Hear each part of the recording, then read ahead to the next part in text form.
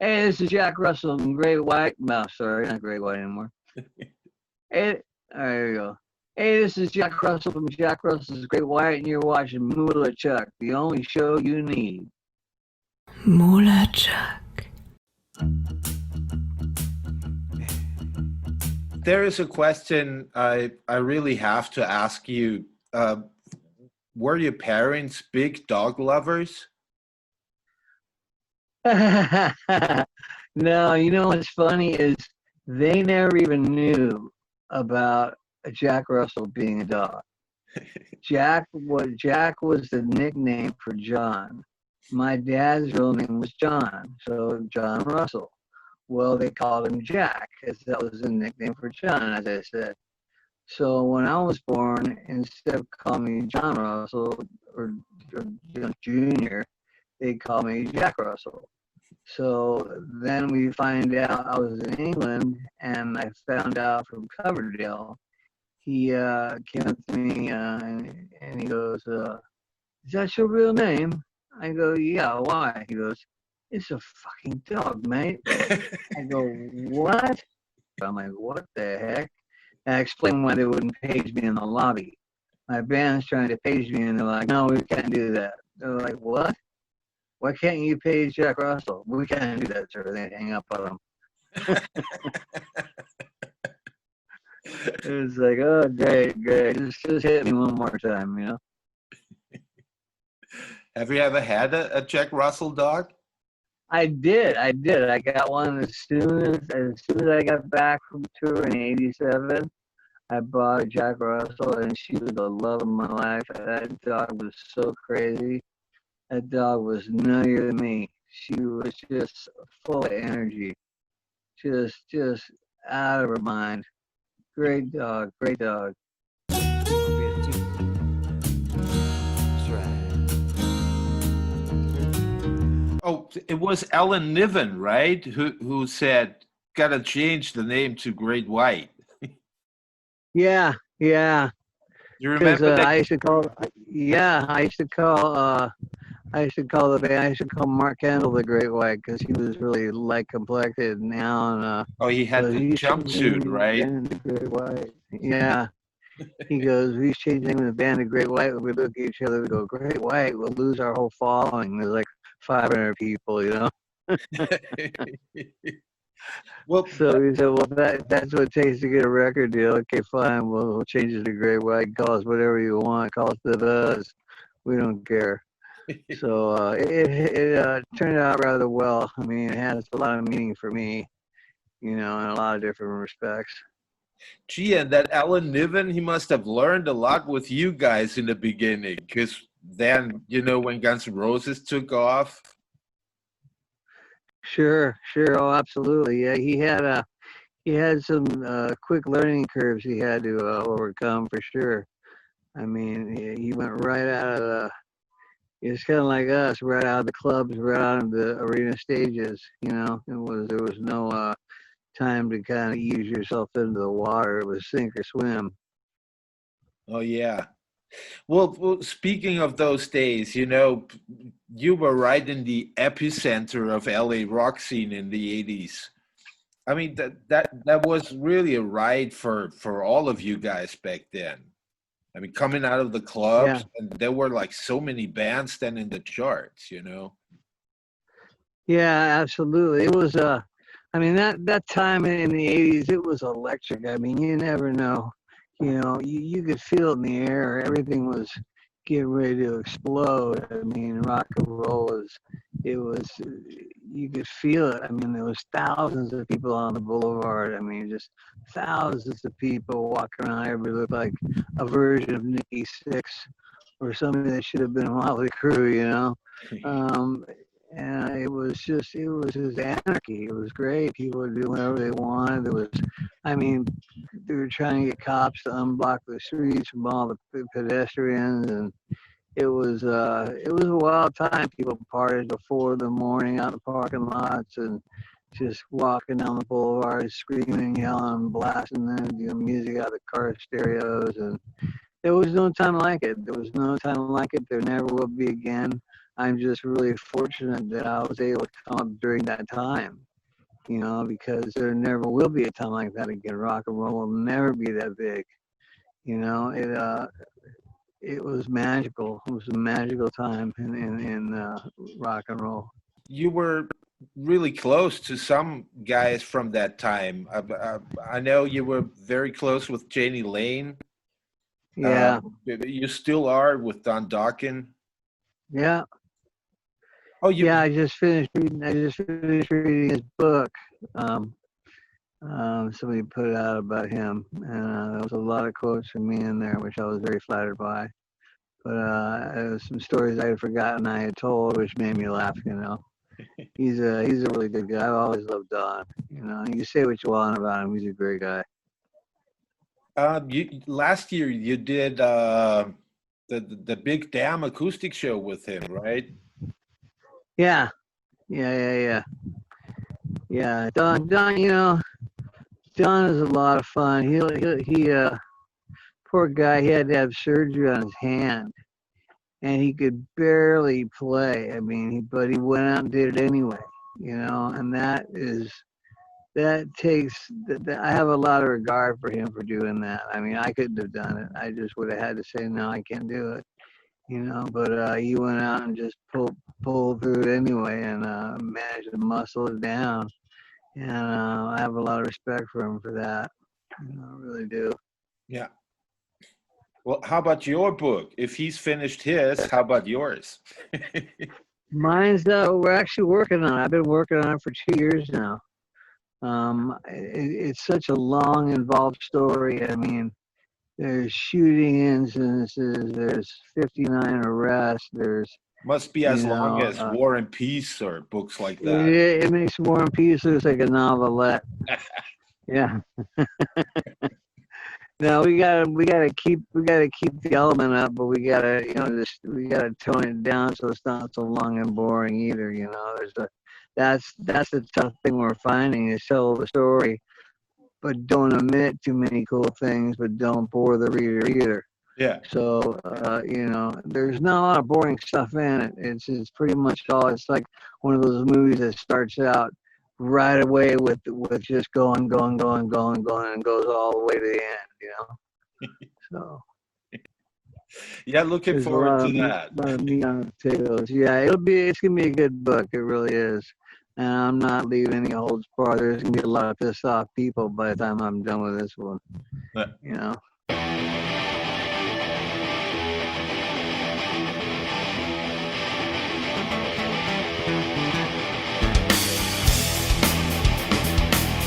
Well, just the other day I was listening to Shelter Me again.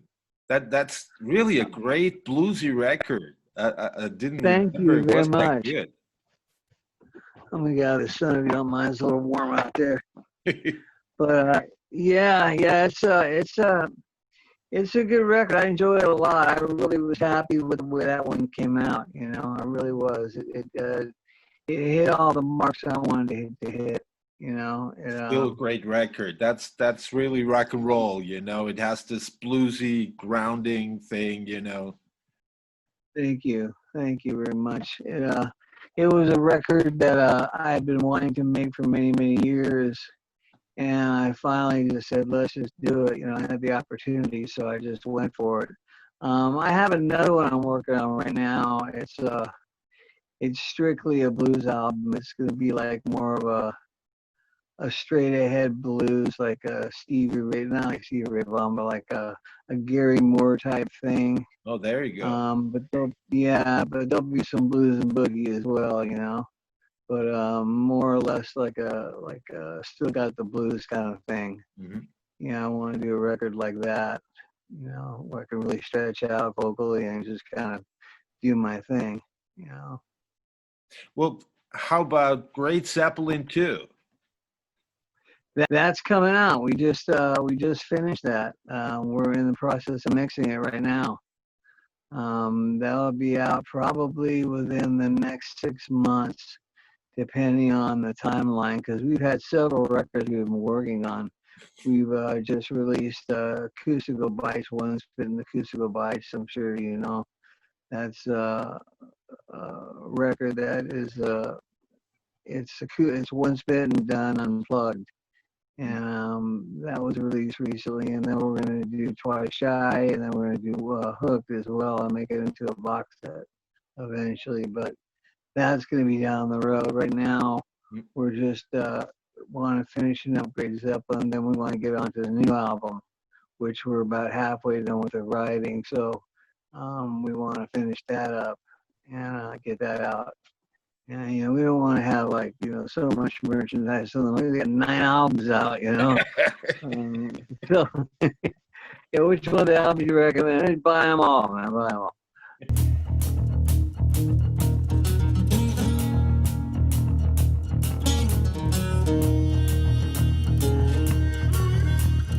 People would guess you just sit on your boat and have a cool drink. Yeah, they would think that. That's not the way it is. No, every once in a while, not very often. Not very often. This is one of the few days I've had off for a while. I've been, even though there's no work, there's still a lot to do. There's a lot of work at home to do. Work never ends. Which is good. Because if we didn't have this, I'm not. Trust me, I wish it never would have happened. But since it did, you got to take the bad with the good. So, we're seizing the opportunity to make good use of this time we have to take off, by being busy in other ways, i.e. doing records and such, stuff that we don't have a chance to do very often because we're always on the road, So now we have a chance to finish up some other projects. How about you driving around LA these days? Do you go out often? No, I go to the store when I have to. There's really there's no need to be out in the mess. I mean, people don't take it seriously. They don't take the virus seriously. It's sad because it's I don't know what everybody else out there is thinking. They may think I'm full of it, but I mean, I take this very seriously. I mean, it's no small wonder that when you open all these places up, gee, the numbers rose up. It's like, well, what did you think was going to happen? Yeah. And it's like, I took my mask off and I got COVID. Wow, what a big surprise that is. I mean, people are just, they don't think, or they come down to the beach down here and they want to pretend like it doesn't exist. Well, that's fine. If you want to get sick, that's great, but put your mask on for me because I got my mask on. And the numbers, the way they work out is if I just wear mine, I'm not that safe. If you put yours on too, I'm like 70% safe as opposed to being 0 point something, which is one mask. It's amazing the amount that it changes. So, Oh, yeah. It's like you don't want to help yourself, help everybody else, And people go, it's my right, it's my human right. Well, look, dude, you got to pay for your car to get smogged. You got to have a seatbelt. You got to have a driver's license. You have to have a license to be born. You have to have a death certificate. You have to have a marriage license. I mean, so you got to wear a mask for a little while so you don't die. Yeah. What's the problem, If you stay the night, oh yeah. The first thing you wanted to do was archaeology. Yeah. Like Dr. Leakey back in the day. Leakey, yeah, absolutely, yeah. Who'd have thought I'd become a fossil instead? Were you ever been interested in archaeology the years after that, Dan? When you were did you go to sites? Yeah, I still rock hunt when I get a chance. Oh yeah, absolutely. I love it. It's a great experience. It's a lot of fun. When you dig up something that's old, I mean, that is really that old, it really puts perspective on a lot of things. You go, man, I thought I was old. It makes you feel a lot better. In 1,000 years, they dig you out and then they go, wow, that's like Russel. used to be Jack Russell. He used to be a singer. What was that? I don't know, but he was one of them. That's right. Help is quite important to you, the record. Absolutely, yeah. That was the one that started it all for me. You know, it was the one that got me into the business and got me to, you know, figure out what I wanted to be for a living, do for a living. You know, it was God. I still remember the day when I put that on.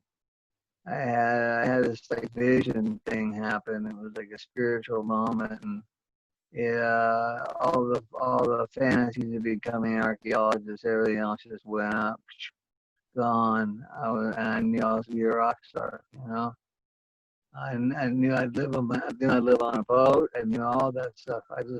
My whole life just kind of flashed in front of me, and it was so weird, so weird. And today, I'm still baffled and befuddled by it. You know. Oh yeah, still is a great record. You know, it's just like Shelter Me. You know, those records they don't get old. You know. Thank you. Well, you try. You know, when you're making a record, you hope that it's going to be, you know, not have a timestamp on it. You know, you're going to have something that you make that is going to be relevant 20 years from now or 30 years from now or whatever the case may be. You know, you want it to be able to hold up and pass the test of time. That to me is a great record. I mean, you put on Dark Side of the Moon, I don't care when you put it on, it's still relevant.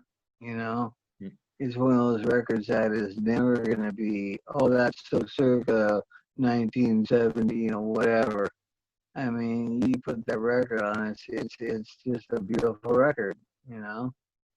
There's a few records like that. It's nice to, you know, people, you know, say in a compliment or whatever that any one of my records, you know, would fit that description. You know, that is like a huge compliment, you know. One more thing to let's say those 80s rock bands. Where would be a good place to celebrate that? You know, for future generations. I mean, not like a museum. How would you picture, like, maybe with new technologies? Would you see yourself, I don't know, as a hologram walking around Sunset? Wow, you know, that would be really cool if they had like a model of the rainbow, like a holographic model of the rainbow, and had all these rock stars in there at different tables. And you could kind of go by and pick up on some conversations or, you know what I mean, hear what they're saying, have them talking to each other and hear and kind of like listen in to what they're saying, you know, have it scripted, of course. But, you know, as you walk by, you're kind of like uh, interloping on their convos, you know, their conversations. I think that'd be really cool. It reminds you that that poster, you know, with James Dean and Marilyn Monroe. Right. Yeah, that would be really cool if they had that the rainbow, but had it like in a holographic form. That would be really neat. People could walk through it like a ride almost, you know. Oh yeah. Oh, people would love that. That would be really cool. Yeah, that'd be a great way to celebrate this. You know, the generation of music we created. I mean, I don't care what anybody says about 80s music. It was the best time rock and roll has ever seen. Yeah. It was fun. It was magical. It was huge. Rock and roll will never be that big again, ever. It will never be that big. I mean, there's no way. Bands are on tour all the time. Just band after band after band after band. Millions of records being sold every single day. You know, God, that's all people want to do is rock. You know, that's all they want to do is go to rock shows. And then, you know, then came the MTV, and that started pulling the plug on us. You know, it helped for a while, but I knew it was giving me the kiss of death. Yeah. You know, it's no accident that the first video was video killed the radio star, you know. And after that, it all went downhill, you know. And then all of a sudden, the internet, and I put another kibosh on. You know, I thought that when here's naive me, you know, thinking that there'd never be anything worse than not having any record stores. Well, I certainly was wrong. I never thought there'd be a day where we could go play live. You know, so unfortunately, I bit my tongue on that one. You know, I never thought there'd be a day I think I could go out and sing a show. It's horrible. MULATSCHAG. Hey, this is Jack Russell from Great White. No, sorry, not Great White anymore. Hey, there you go. Hey, this is Jack Russell from Jack Russell's Great White, and you're watching MULATSCHAG, the only show you need. MULATSCHAG. Looking forward to your next European tour. Oh God, I know we gotta get over there. I've been complaining about this for years. I think we're actually gonna make it once this virus calms down, because it's time. You know, it's time to go. I want to go there and play. I feel good. My voice feels good. My body feels good. You know, I'm ready. I'm firing on all 8. Looking forward to see you live again, man. You too, my friend. So I can't wait to see you. You take care of yourself, all right? Have a wonderful rest of your year. Enjoy the rest of your summer. You too, man. Take care. All right. God bless, brother. You're welcome. Take care, man. Have a good one. MULATSCHAG!